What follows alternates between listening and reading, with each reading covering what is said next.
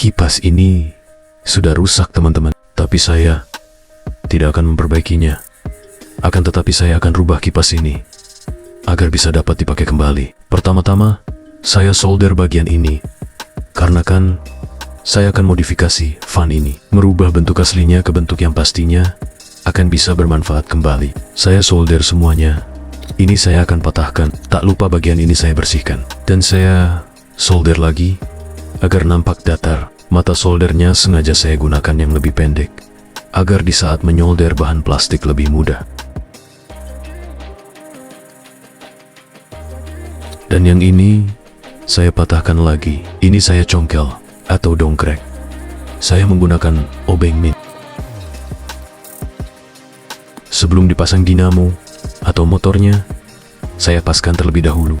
Yang ini saya menggunakan katembat yang sudah saya potong. Saya pasang di sini. Ini sengaja durasinya saya percepat sedikit, agar tidak mengulur-ulur waktu. Dan yang mau menyimak trek ini, mudah-mudahan bisa mengerti. Itu saya berikan lem tembak, tunggu sampai mengering.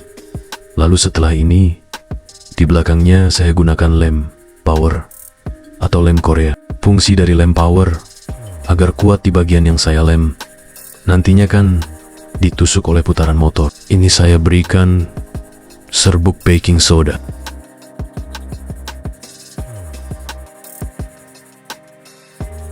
Lalu motornya saya pasang.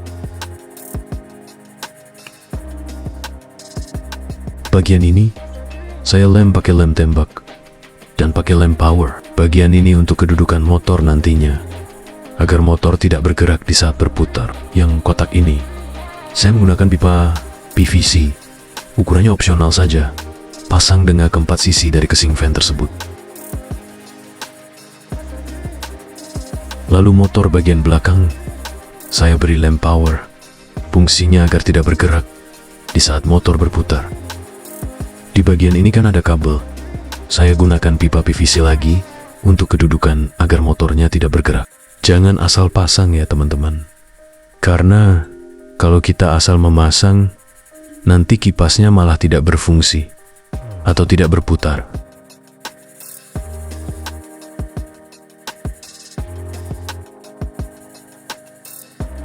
Dan selanjutnya saya pasang kipasnya.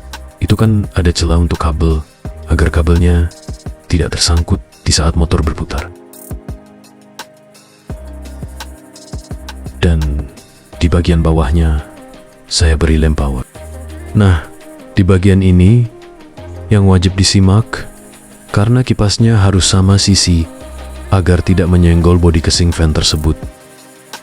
Untuk menyuplai agar motor dapat berputar, saya menggunakan kabel USB yang sudah saya potong. Ok, disimak saja ya teman-teman, jangan di-skip agar kalian mengerti, karena di akhir video akan lebih menarik lagi untuk kalian simak. Dan selanjutnya, antara dua kabel ini saya solder. Kalau ada selongsong, gunakan selongsong agar kabel tersebut tidak saling bersentuhan dan tidak konslet.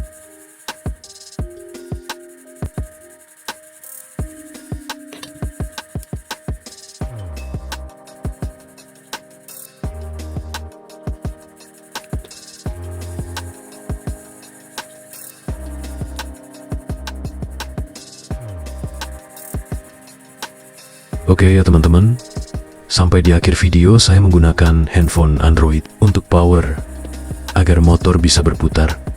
Yang saya colokkan itu OTG, voltasenya 5 volt.